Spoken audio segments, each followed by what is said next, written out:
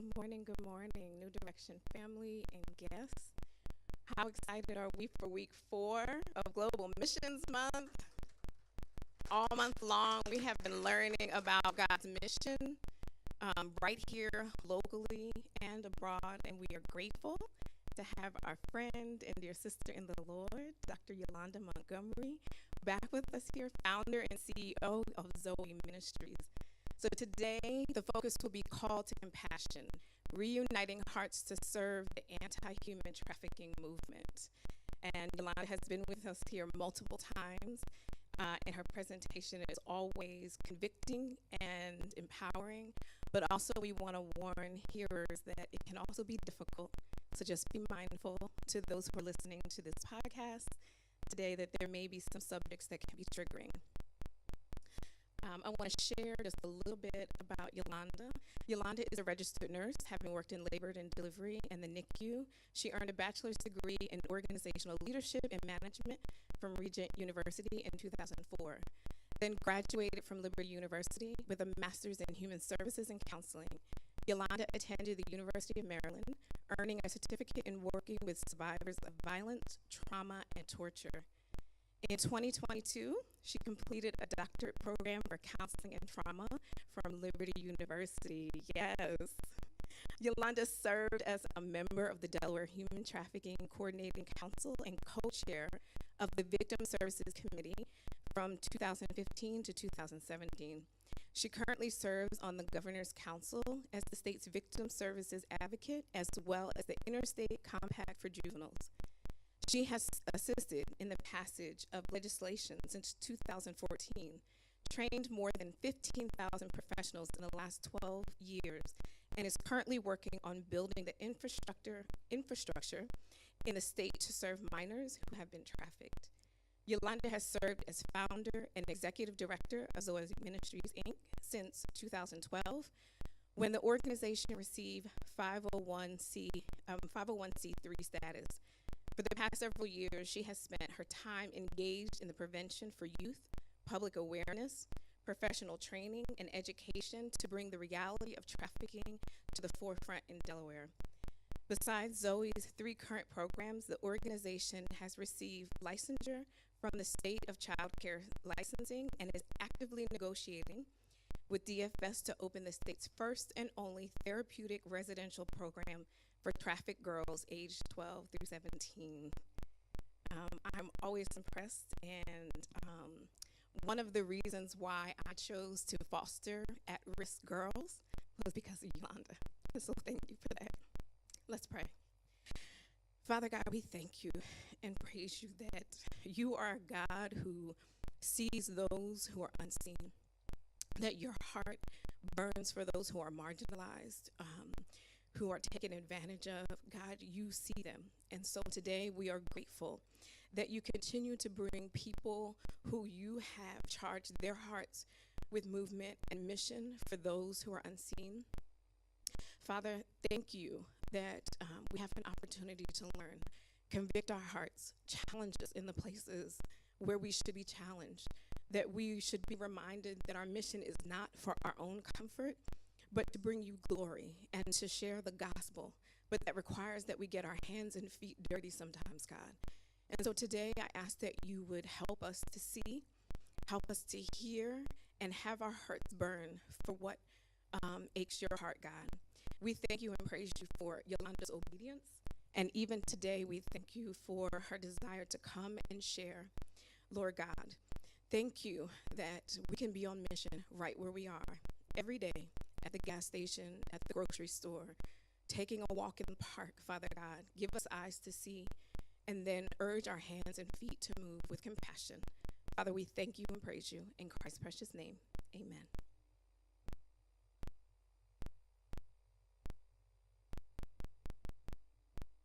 Good morning, everybody. It's great to be back again. It's been, I think, 2 years, so I want to thank your fellowship, and I want to thank Tanisha, and I want to thank Kanita. I know she's listening from Michigan, so shout out to her. And we're going to go ahead and get started. My understanding is I have 45 minutes. Is that right? Okay. So we'll see if we can get our PowerPoint to work before I get started.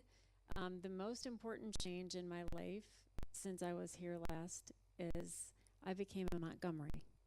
So I got married almost 2 years ago. So my husband, Ken, is right here. Say hello to Ken. And next to him is Hannah, who really is my right arm in Zoe Ministries. She has come on board in October. She came from DFS, and she has made a profound impact, particularly in Legislative Hall and in our advocacy work. So she's been our capacity builder and has now been promoted to Director of Advancement and Strategy. So we're happy to have both of them with us this morning. So let's go ahead and get started. Whoop. Did I hit the wrong thing?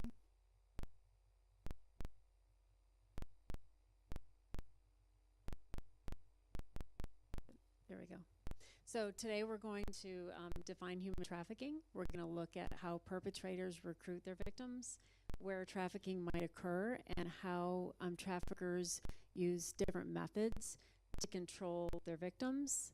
And at the very end, we're going to talk about how you can get involved and you can help. So trafficking really is modern day slavery. According to the Department of Justice, sex trafficking is a commercial sex act that is induced by force, fraud, or coercion, or if the person is not yet 18 years old. So if you are recruiting, harboring, transporting, providing, or obtaining of a person for a commercial sex act through force, fraud, or coercion, and you're 18 years of age or older, you are a trafficker. If you are 17 years of age or younger, you don't have to prove force, fraud, or coercion in a court of law. So minors that are induced into commercial sex act are automatically victims.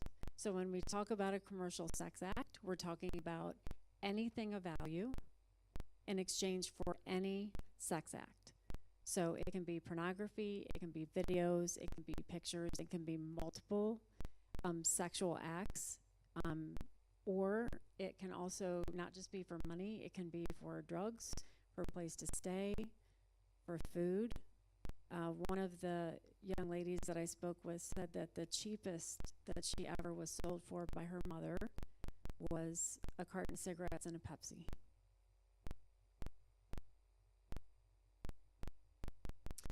So some people confuse human smuggling with human trafficking.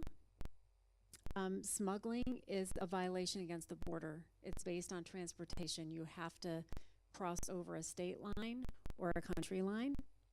And smuggling can become trafficking, but they're not necessarily interchangeable. The reason I have Flushing, New York up here highlighted is that on an international level, what often happens is individuals from Asia or other countries come into America with a promise of a better job or educational opportunities or the American dream. When they fly into New York and to a place called Flushing, they are then sold to their trafficker, who takes all of their documents, their paperwork, their IDs, their visas, and they then control the legality of them being here. So then they can hold the threat of deportation or arrest over their head, and that's how they control them. Or they say, if you don't do what I am asking you to do, then I'm going to go after your family. I'll kill one of your family members, or I will abuse somebody that you love. So that's how they keep them controlled.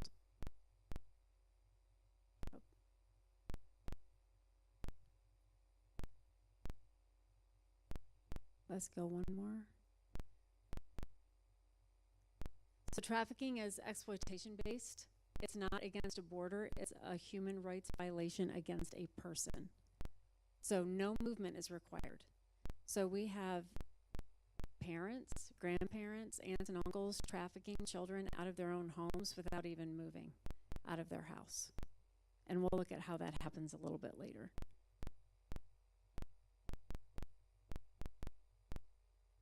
Can we go to the next slide? So this is the AMP model.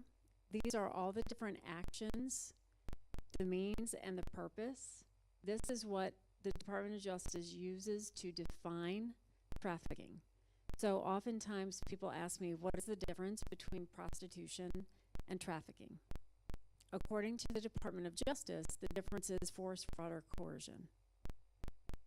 According to Yolanda Montgomery, there really is no difference.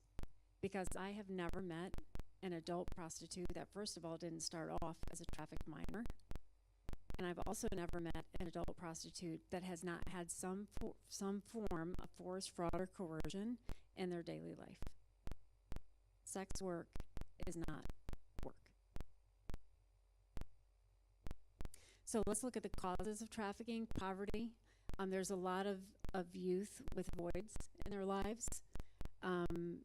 There are organized crime and gangs in Delaware. Next slide.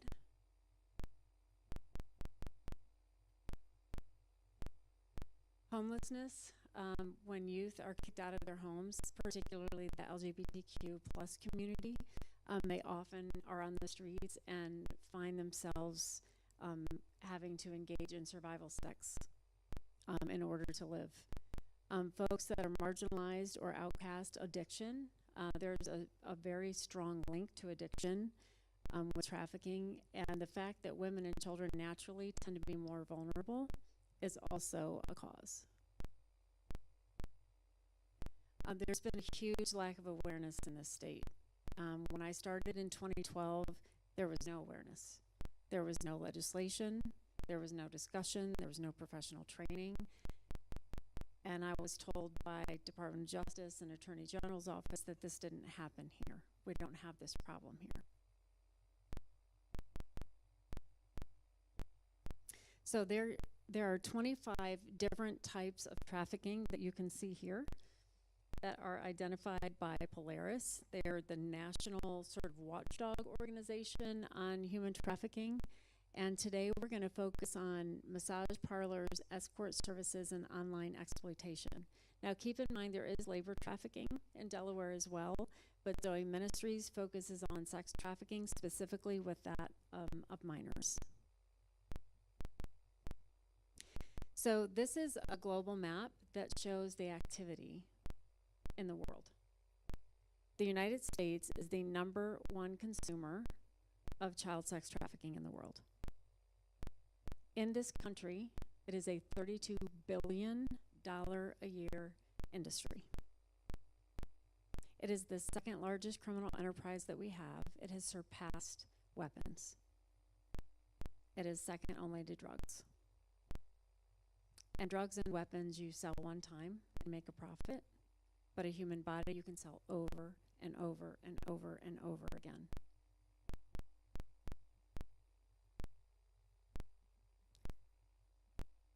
Next slide.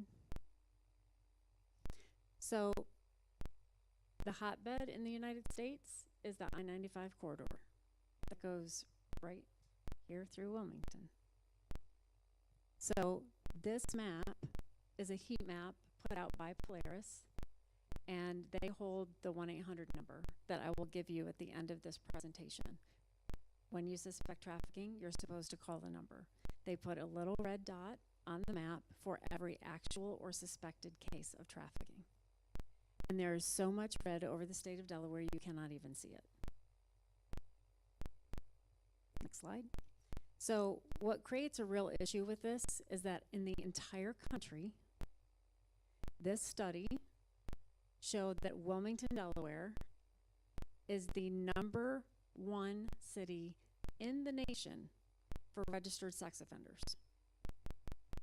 So when you have that coupled with the 95 corridor coming right through Wilmington, we have a huge problem in this state that has gone underreported and unrecognized for many, many years. So this is a trafficking report that was put out specifically for juveniles in 2023 from the Office of the Child Advocate. They identified 90 cases in our state last year, with the youngest being 2 and the oldest being 17. Next slide. So when we ask who are the predators who are trafficking these kids, 93% of the time, it's somebody that they know. They lure them into a relationship. So this is not a stranger danger issue. This is not a kidnapping out of the Target parking lot. This is luring kids on purpose, intentionally, through social media, through apps, through gaming, and they build relationship. And oftentimes, these youth don't understand who they're really even talking to until they get into a relationship. And they need an uncle or a daddy figure or a boyfriend or somebody to tell them how beautiful they are, or somebody to tell them, once you turn 18, we'll get married, but we have to keep it a secret right now because I'm an adult and you're legally still a minor, and your parents or caretaker is not going to think this is okay. So we're going to keep it a secret, and then when you turn 18, we're going to run away and get married. And all of these false promises lure them into this relationship, and they learn to trust this person or fall in love with this person. And then after a few months, then the bait and switch comes, where we're going to stack up so we can get married when you turn 18, and I've been working, but you really haven't been helping much. So I'm going to set you up on a date, and you're going to go have sex, do XYZ with this person. They're going to give you 40 or 50 bucks. You're going to give it to me. I'm going to keep it, and we'll stack up and get married when you turn 18. She might agree because she's already been abused in her childhood. And now there's a skewed perception that now there's value in it because there's an exchange of money. And so he helps her see herself as valuable, and she's not giving it away for free anymore. And she loves him. She wants to do whatever she needs to do to keep him and to marry him. Now, if she says no, and she doesn't agree to it, that's where the force, fraud, or coercion piece can come in. So he may have her gang raped. He may have her beaten. He may have her locked in a closet for 2 days with no food and water. He may kill the family dog and shove it in the mailbox as a sign that I know where you live and I'm not afraid to hurt something that you love. So the next time he tells her to do it, she acquiesces really quickly because she wants to save herself the torture or the beatings, or save her family from being hurt. So that's where the force, fraud, or coercion piece kicks in. Next slide. So as we watch this video, even though these are adult survivors of human trafficking, I want you to understand that their abuse and a lot of their trafficking started while they were still minors. And this is years and years later that they're finally able to talk about it, get some help, and get some therapy, but it's often decades of therapy and case management to get to the point where they can even shoot a video like this. So go ahead and play it, please.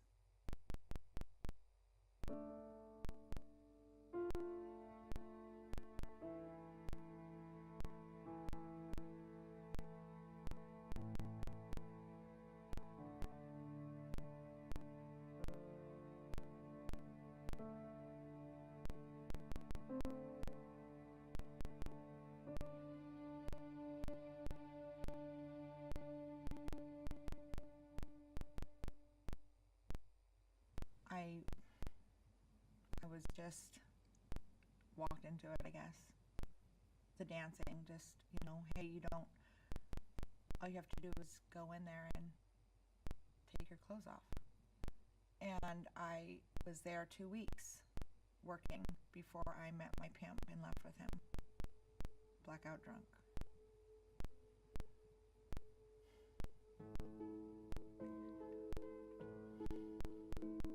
One day he asked me if I wanted to go to Hollywood.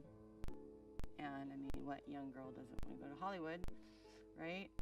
I felt like really good about that. I felt like, wow, he wants me to go with him. Like, he must really care about me. He must really love me, like he says. I come from a small reservation community. I never had access to like the latest designer clothes or jewelry or nice restaurants or anything like that. So he would take me out and buy me clothes, take me out to eat, really try to be like the knight in shining armor. And unbeknownst to me, what I found out later is he was a third generation pimp.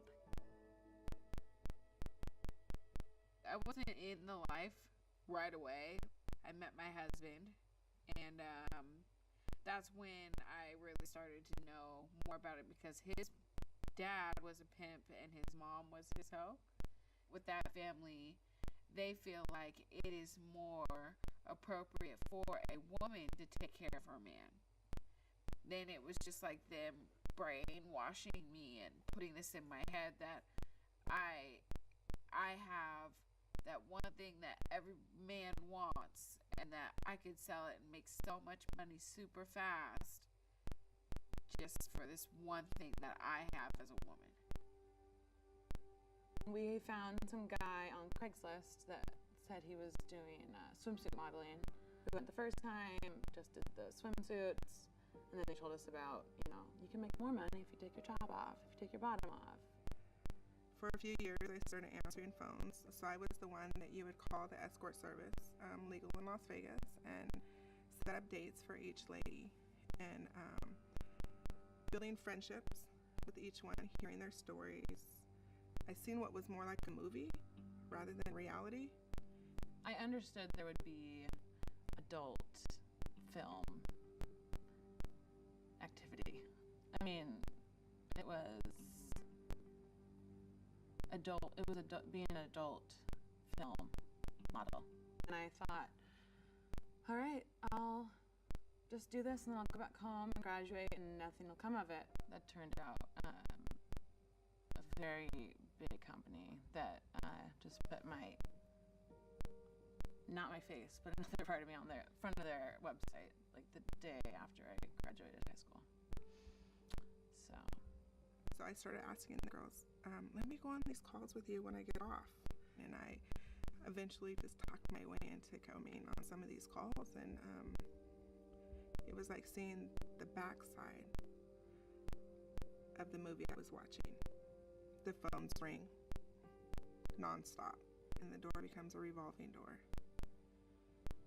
Everybody's involved, from the bellhops to the security, the front desk, because there's money to be made in the full circle.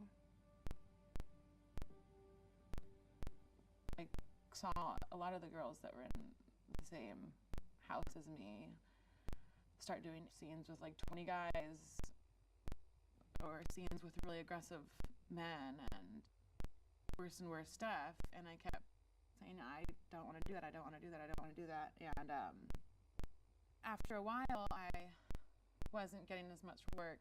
That was when I learned about privates, where people really wanted porn stars to come and have sex with them, and so it was like a private escorting company. And I remember at the beginning thinking I would never do that. Like, everything was fine for a short time period, and then all of a sudden it comes with, we don't have the money to pay the rent. I promise nobody's going to touch you. If you go and you dance for these guys this one night, I won't ask you to do it again. You can make all this money. We'll be able to have the rent. But in all actuality, if you allow yourself to step out of your ethics, it's really difficult to get back. I made a lot of money dancing. Nobody touched me. But it was all part of the grooming process. It was to get me to expand my my values and to be able to step over that threshold into being exploited. I realized what I got into, and that it was not, didn't feel good, so I kind of just was like, well, I had a good way of just saying, you signed up for this, like, just ride on through, like, put your game face on, you are here, and you have no way of getting back.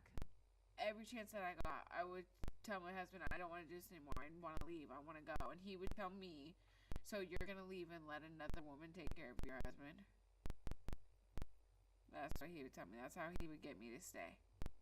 I didn't have any boundaries. I had started to become the identity that was the person in front of the camera. Like, I became this, like, sexy 18-year-old that was getting paid to, have sex and get flown places and have her hair and makeup done and be told she's beautiful and, How did your life evolve from there?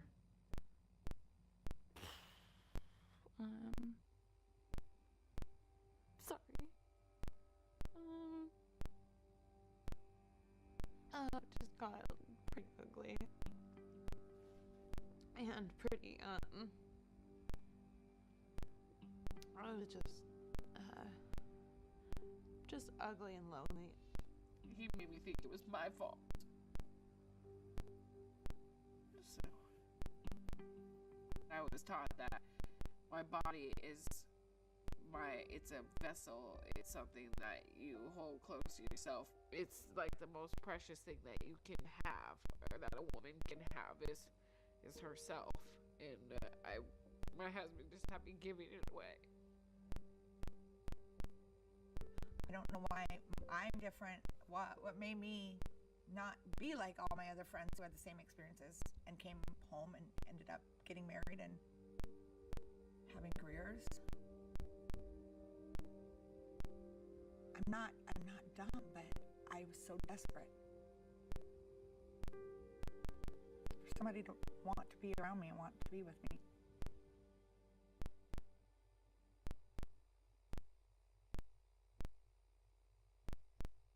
There was discussion with the one young woman particularly about pornography. And most people don't understand that pornography is the #1 jet fuel for trafficking. And they use pornography to put survivors behind the cameras as actresses, as participants in the porn, because they're forced to. But they also use it, I don't know if you caught the fact that she said the other girls in the house with her. So generally there's something called a stable, and there's 4 or 6 girls or young women and men are also victims of sex trafficking as well. We often miss them because there's such a stigma to them, and so they're underreported, and they often don't self-identify for obvious reasons. But whether it's men or women, in a stable, there's like a pseudo-family structure that they set up. So out of that stable of 4 or 5 or 6 survivors, one of them generally kind of rises to the top. She's either been there the longest, or she has the most loyalty to the trafficker, or she's the most trustworthy. And so she's the one that's called the bottom, or the bottom bitch. And she's the one that's expected to keep the other girls in the stable in line. So she's sort of the middleman between the trafficker and the stable. So oftentimes what will happen is the traffickers will pipe in hardcore pornography 24/7 so that it desensitizes the survivors to what they're going to have to do, and it shows them what they're going to expect in their daily lives and how they're supposed to perform. So they become very desensitized to it. So that's another way that pornography intersects with trafficking. So let's go to the next slide.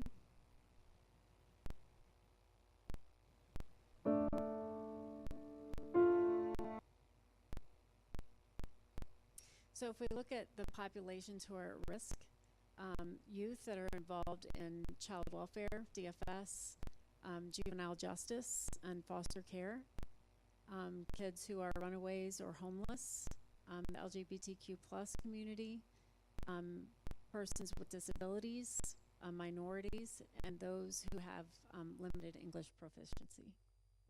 So think about the people that you work with, people that are in your communities, people that you know, and think about the people that are at risk. And there are so many youth that are at risk. And if we can do the prevention education piece and speak life and truth and love into the lives of these kids before, so we can prevent it, then we don't have to worry about decades of trauma and aftercare afterwards. Next slide. So sexual abuse has been consistently identified as a robust risk factor for involvement in commercial sex. Most youth who've been identified as being exploited in commercial sexual exploitation had prior welfare involvement due in part to exposure to sexual abuse. So what happens when a child is abused is they have 2 options in their brain. Either this person, my mom, my dad, my caregiver, is a bad, horrible person, or I deserve this because I'm bad. The first option is not ingrained into a child. it doesn't fit with their worldview to believe that their caretaker could really be a bad person. Like, it doesn't equate, because they put that person on a pedestal. Like, they think their parents are perfect, good people. So that leaves them with the second option. It must be me. I must deserve this. I am bad. And it brings the shame integrated into their thought process, which then leads to behaviors in teenage and early adult years that are often very, very, very high risk. So it equates the person that says they love me is going to abuse me. That's already been ingrained in their mind. So when they run away from the abuse into the arms of a trafficker, it's a very familiar scenario. But this time they're getting paid for it. So now there's value in it. Next slide. These are words from a survivor that I think are really powerful. Being in foster care was the perfect training for commercial sexual exploitation. I was used to being moved without warning, without any say, not knowing where I was going or whether I was allowed to pack my clothes. After years in foster care, I didn't think anyone would want to take care of me unless they were paid. So when my pimp expected me to make money to support the family, it made sense to me. So there's that pseudo-family structure, right? So when she's talking about making money to support the family, there's a quota that every survivor is expected to make and bring home to the trafficker. The average quota in the United States per day is between $500 and $1,000 a day, on average. Next slide. So I said we're going to look at online exploitation. So this is something called Rub Maps. I got to this by doing a Google search in my Google bar. It popped right up with a little green sign there that says I'm over 18. If you click that, there's no verification at all needed. You can click it, and my grandchild could get into this if he wanted to. So the reason I put this up here is because I want you to see it and not just take my word for it, but I don't want you to go to these websites. We don't want these in your URL. So I put it up here so that you could see it, but generally when you click on websites like this, I removed the perimeter because of the distraction that would be in a service like this, but there's often videos and pictures of nude or almost nude young girls and sometimes boys, live sex chat rooms, videos that are surrounding the perimeter of these ads, but I took those out for today. So let's go ahead and go to the next slide. So this is an example. I just clicked Millsboro, but every single city in the United States has these. So you can see on the side there where it lists Rehoboth and Laurel and Seaford and Milford. I could have put in Wilmington and the same thing would have popped up.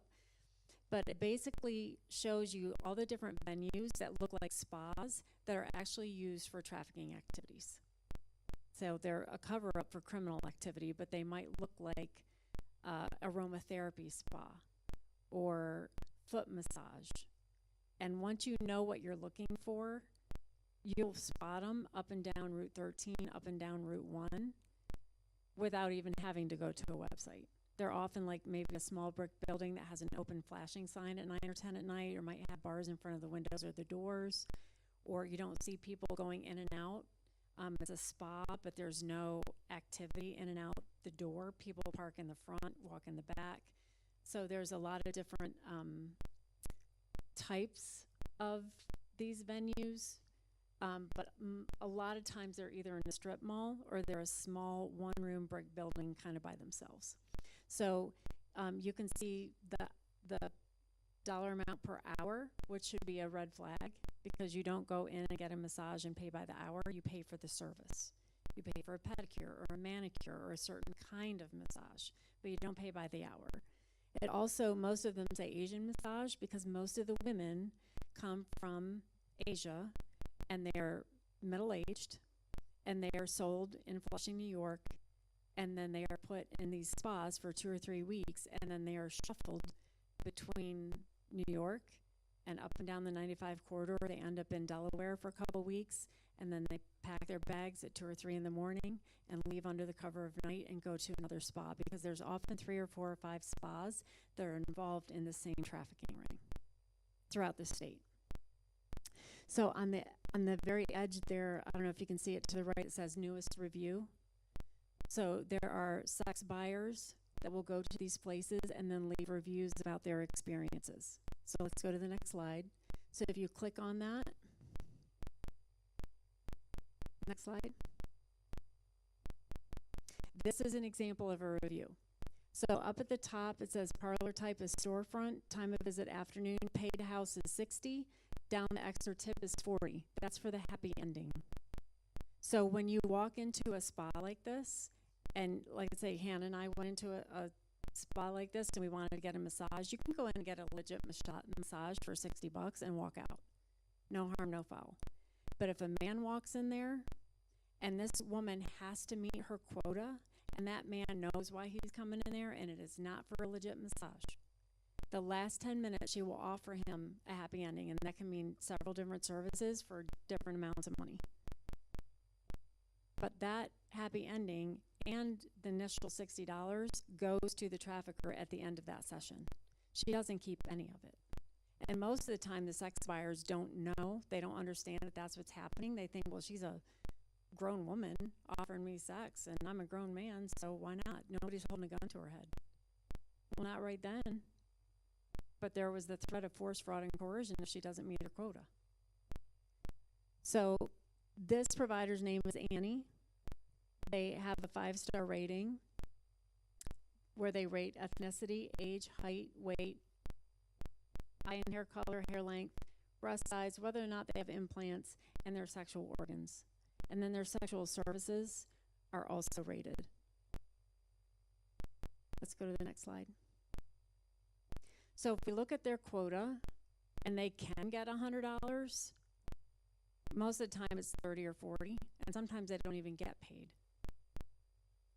But if you consider that they have to meet that quota every single day and they can get $100, and they only have to see 10 men, that is still in 1 year 3,640 sexual assaults and or rapes for one person. You think about somebody that you know that's been raped or assaulted one time and how it affects their life. And then you add this kind of compound complex trauma on top of it with no help. And it's no wonder why we have addiction issues, mental health issues, because these women are told you are going to endure this. And I have something that's going to take away your pain. And that's where the opioids come in. Because they know they're going to have to endure it. And so they take it. And then they become addicted. And then, instead of threatening with physical violence that leave marks, they can just say, well, if you don't bring your quota home, I'm going to withhold your heroin. And then the heroin becomes the trafficker. Next slide. So this is a room, a typical room in the back of one of these trafficking spas. This is where these women work and sleep and live and are not allowed to leave. They are there 24/7. They have no access to their own phones, to transportation, to communication, to food. All of their resources come from their trafficker, and they are not allowed to leave. So this business card that's put out by Carlo on the bottom there with his phone number, if you were to call Carlo, you would set up the service, the place, the time, the amount of girls, women, or boys that you want to set up. And that little dove that's normally the sign for peace is actually a sign for out-call. In-call means you call, you set up wherever Carlos is. So if he is at a truck stop, or he is at a rest area, or he is at a motel, you have to go to him. Out-call means they will come out to you, to your place of business, to your home, to a hotel, wherever you want to meet. So that's the difference between out-call and in-call, and we'll see that in just a minute. So let's go to the next slide. So we're going to move from Rub Maps now, which is a venue for spas, and we're going to look at BedPage. Do you remember the woman on the video that said she found an ad on Craigslist? That's basically what this is. It used to be Backpage, but several years ago, the Fed shut them down for trafficking. They just opened back up under a new site. It's now known as BedPage. So you can also, I accessed this, you can see bedpage.com/Delaware. That's how I came up with this slide. So you can see escorts and body rubs are at the very top under the adult section. So let's go to the next slide.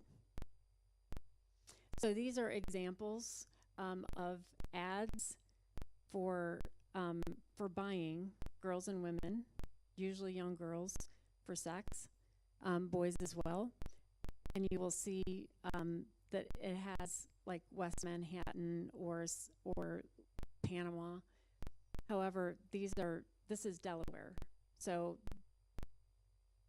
the locations they posted here really don't matter because they travel all over the 95 corridor. But if they are in Delaware in that week, they will post on a Delaware website. And generally they're here for about a week before they move on to the next state.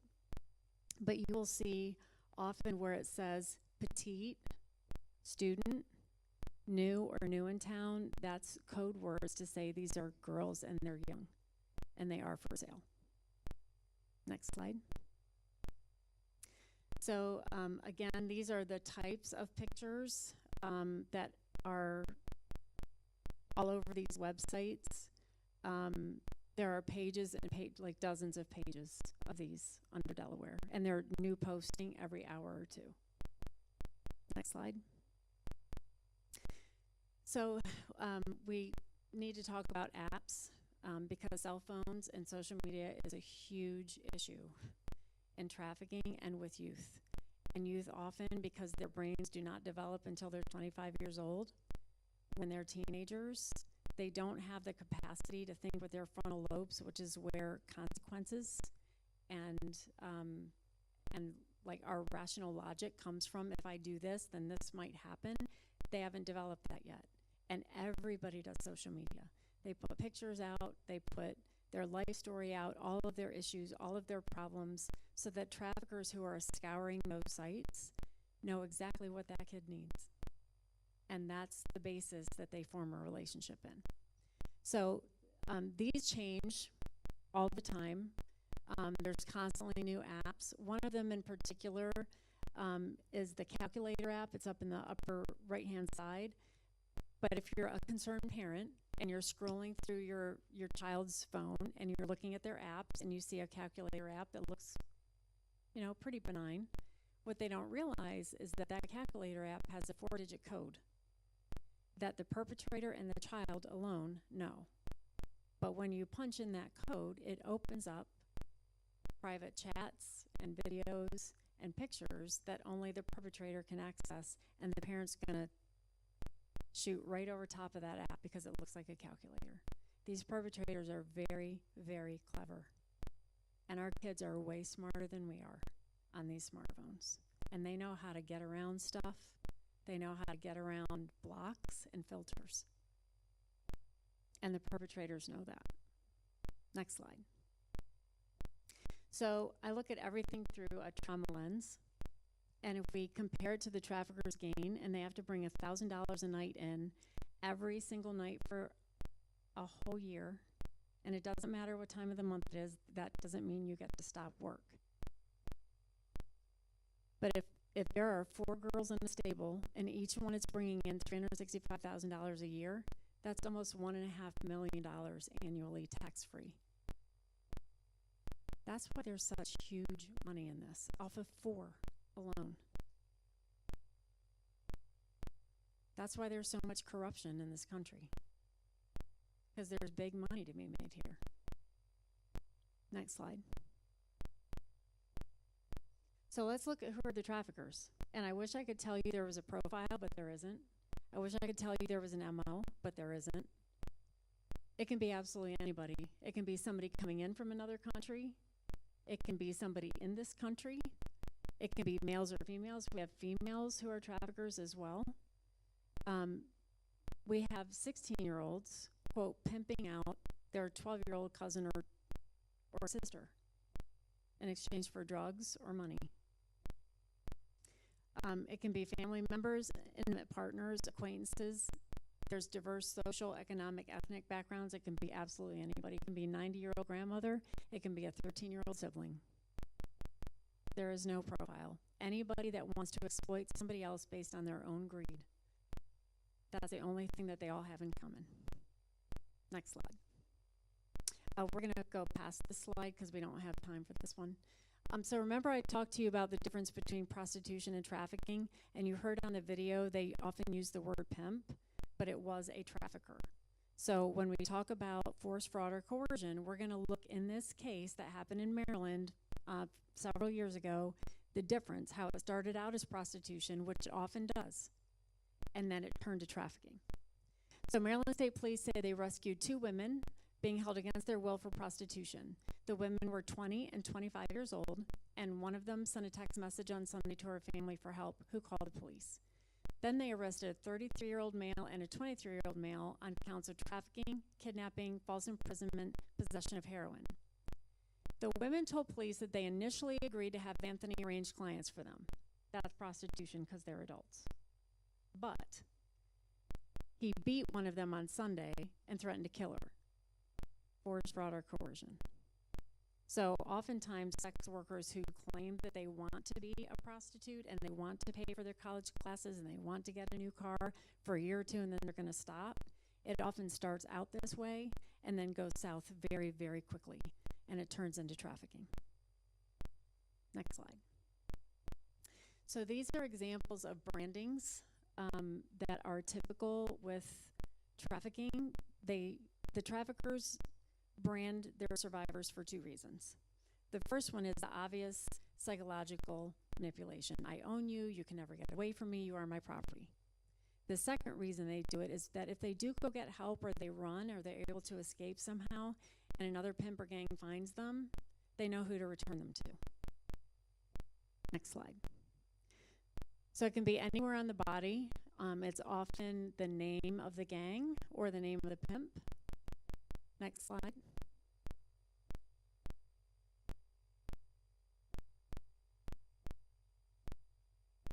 Next slide. So if you don't remember anything else from today, this is what I want you to etch into your minds. On the left, we have a typical 14-year-old girl who looks just like our daughter, our niece, somebody that we go to church with, who got lured into a relationship by a trafficker, and then fast forward all the way to the right, 5 to 7 years later, she is now an adult, has dealt with drug abuse and addiction, trafficking, complex trauma, daily rapes, assaults, and beatings, and this is what she looks like at the end. So how often do we see those young women on the right at the end in the newspaper being arrested for prostitution? And we pat ourselves on the back and say, good job, law enforcement.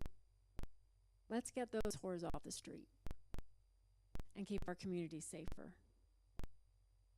But the men are not arrested. Names, photos, not in the paper. And we don't realize that she started out here.